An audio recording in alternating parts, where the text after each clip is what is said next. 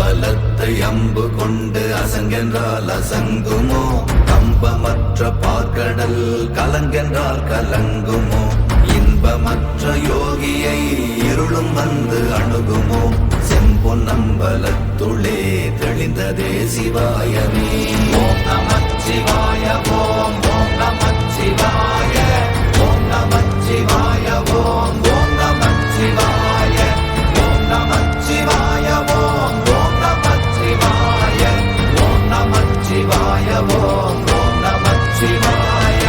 அவ்வெனும் எழுத்தினால் அகண்டம் ஏழுமாகினாய், உவ்வெனும் எழுத்தினால் உருத்தரித்து நின்றனை, மவ்வெனும் எழுத்தினால் மயங்கினார்கள் வையகம், அவ்வும் உவ்வும் அவ்வுமாய் அமர்ந்ததே சிவாயமே.